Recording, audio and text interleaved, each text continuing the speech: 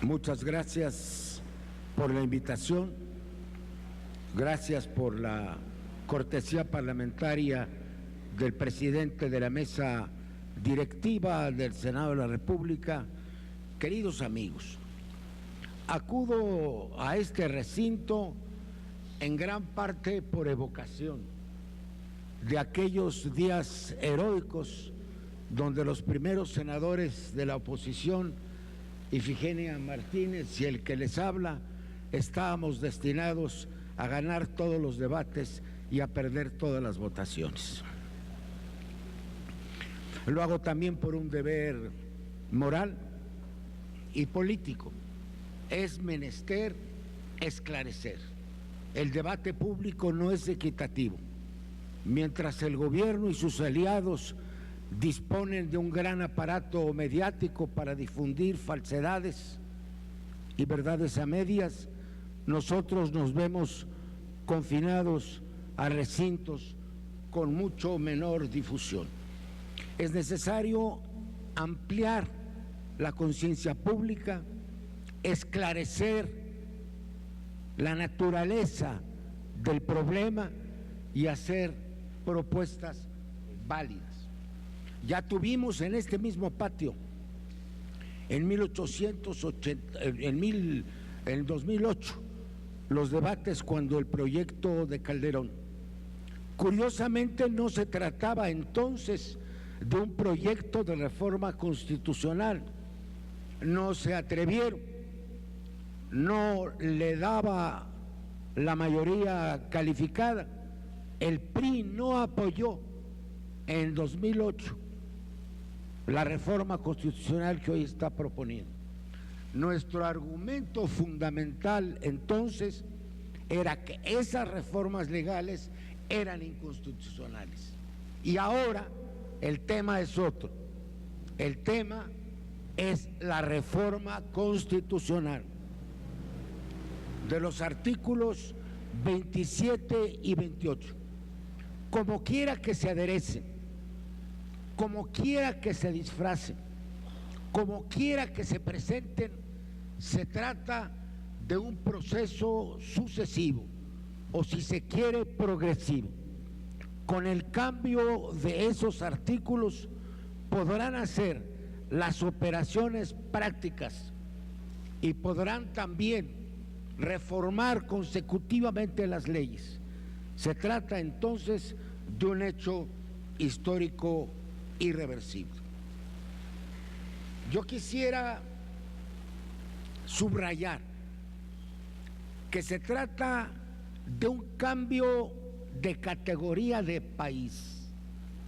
Pasaríamos de ser un país dependiente a ser un país colonial, con la presencia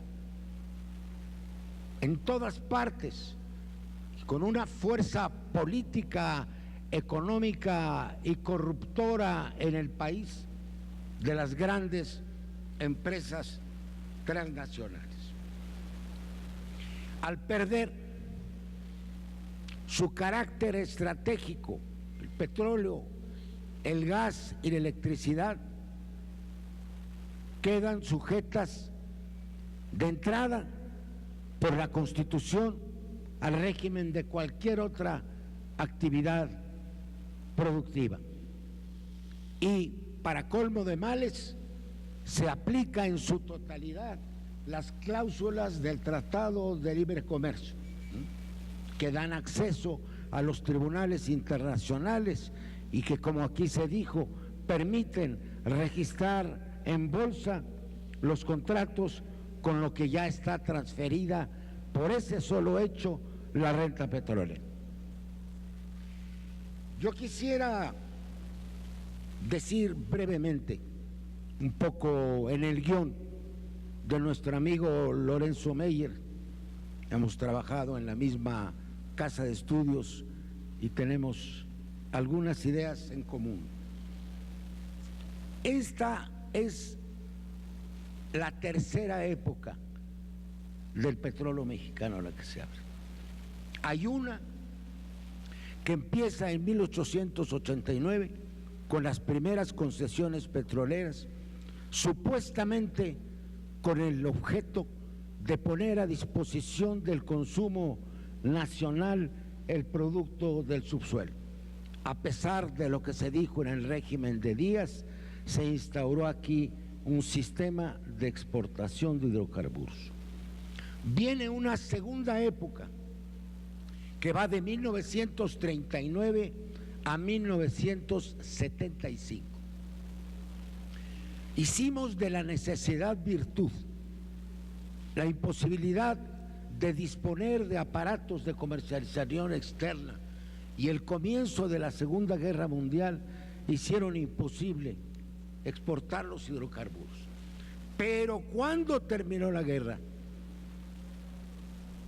se determinó como una decisión política, económica fundamental no exportar petróleo. Lo que se olvida con mucha ligereza es que México no exportó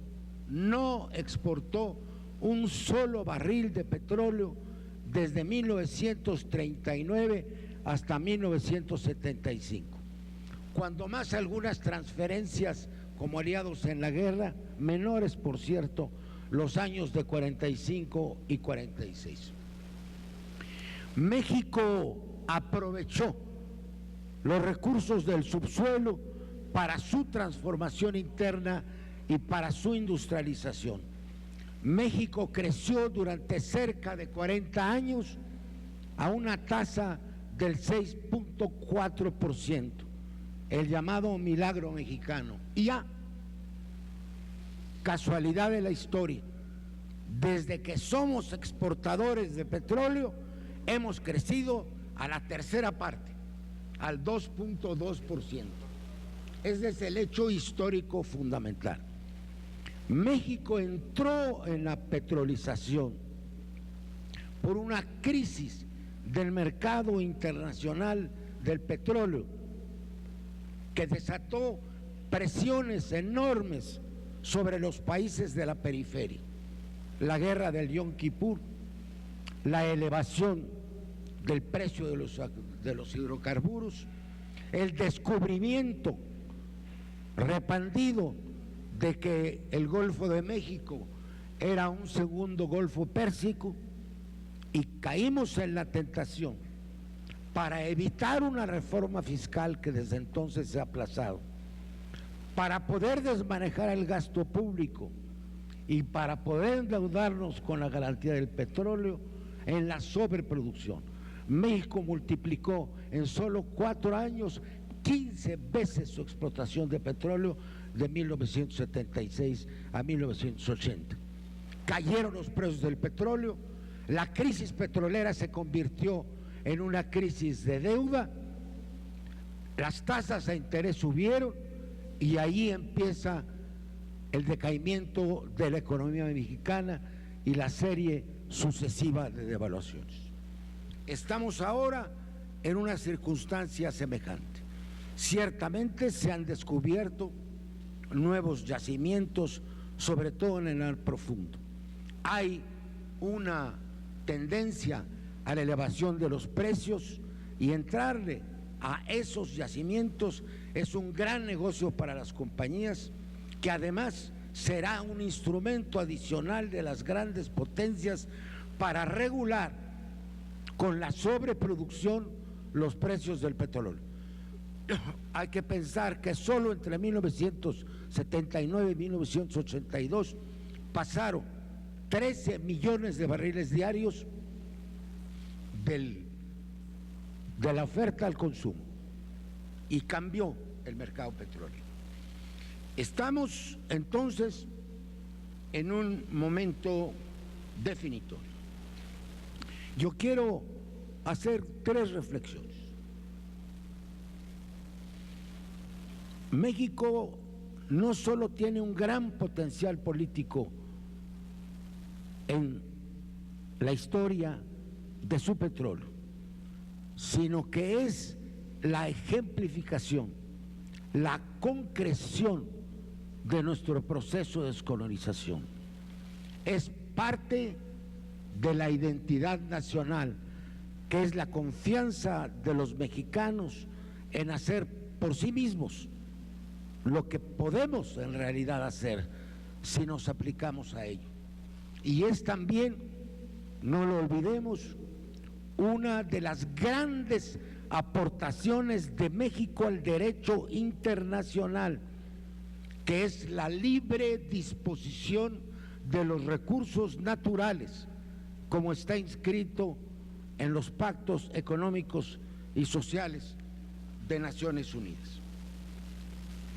Yo me pregunto, ¿tiene el Congreso de la Unión y los congresos de los estados que componen el constituyente permanente la potestad jurídica de cambiar un principio fundamental de la Constitución? La teoría constitucional nos dice que los principios fundamentales de una Constitución, llamados también principios pétreos en el lenguaje común de los juristas, no son modificables sino por un constituyente originario, son reconocidos como tales la soberanía popular, el federalismo en los países que lo tienen, el régimen representativo, derechos humanos fundamentales. Y los juristas mexicanos dicen que la propiedad sobre el subsuelo, el régimen de la propiedad sobre el subsuelo y la libre disposición por el Estado a nombre de la nación de los recursos naturales. Sería concebible que por una iniciativa del gobierno esta república se convirtiera en monarquía, por decir algo, con el solo voto por mayoría calificada de las dos cámaras del Congreso y por la mayoría de los congresos de los estados. Desde luego que no, desde luego que no. Cuando propusimos hace años una nueva Constitución, este asunto se discutió y quienes se oponían al proyecto decían que si íbamos a un constituyente corríamos el riesgo de modificar precisamente los artículos que ahora se pretenden cambiar. La solución que se ha encontrado tratándose de recursos naturales es la consulta directa, a fin de evitar constituyentes originarios en decisiones políticas fundamentales. Se ha desarrollado en el mundo entero la consulta popular para la adhesión de un Estado miembro en la Unión Europea, para la disposición de los recursos naturales. En Alaska no se explotan hidrocarburos por un referendo de 2001, hay el Uruguay, hay Bolivia, hay Groenlandia, hay Islandia. Entonces, el método que se ha encontrado para resolver esta dicotomía entre constituyente permanente y constituyente originario es la consulta popular vinculatoria. Ya la tenemos en la Constitución, allí está inscrita, y esta es a todas luces una cuestión trascendental para el país. Es necesario legislar, y legislar deprisa, a fin de adaptar la disposición constitucional a la circunstancia que estamos viviendo. Si una reforma política es urgente, y no le quito importancia a las reformas político-electorales que se están discutiendo, es precisamente esta. Yo quisiera aprovechar esta circunstancia para decir que siempre que se habla de energía, curiosamente se está construyendo a los hidrocarburos. Olvidamos que México tiene un alto compromiso con la cuestión del cambio climático y de las fuentes nuevas y renovables de energía, que nos permitiría reducir la quema de los hidrocarburos, transformarlos en materia prima mediante la petroquímica, hacer la refinación aquí mismo en México y con inversiones mexicanas, y desarrollar la inmensa gama de nuevas energías que nos permitirían ir hacia una verdadera sociedad del conocimiento. Debiéramos proponer, no solo como lo hemos hecho, con acierto continuo, un plan alternativo en materia de utilización de combustibles fósiles. Necesitaríamos plantear un plan nacional de energía de largo plazo. Y quiero terminar diciendo, las fuerzas progresistas, los partidos, las fuerzas nacionalistas, las personalidades progresistas de este país coinciden en un tema fundamental, y yo diría en las dos partes de ese tema fundamental. Lo esencial es la consulta pública, y la otra vertiente es hacer todo el esfuerzo legislativo de movilización social, de recolección de firmas, para tener cuanto antes una base objetiva de apoyo popular, porque los autores de la propuesta saben bien que están imponiendo una decisión a la cual se opone, según todas las encuestas, la mayoría de la población. Esto es, están imponiendo o pretenden imponer una decisión antidemocrática que no cuenta con el respaldo ciudadano. Yo me permitiría sugerir que si estas conclusiones fundamentales es la consulta vinculante, cuanto antes posible, con todos los recursos de movilización que haga pensar incluso a los propios inversionistas, que no está en la bolsa la operación, ni menos todavía en la bolsa de valores, tienen que pensarle dos veces en lo que van a hacer. El día que tengamos, que puede ser próximamente, 1 millón, 1,5 millones, 2 millones de firmas, las condiciones políticas habrán cambiado y la opinión internacional habrá cambiado también.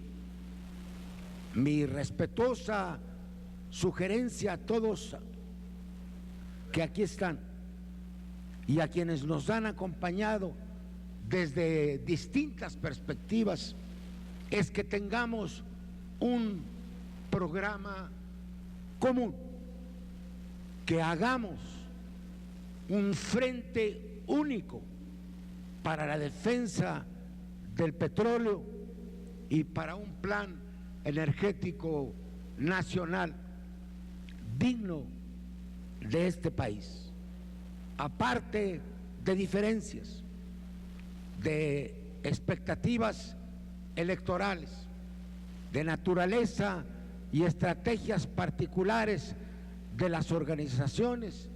Es evidente que ahí reside nuestro deber histórico. Muchas gracias.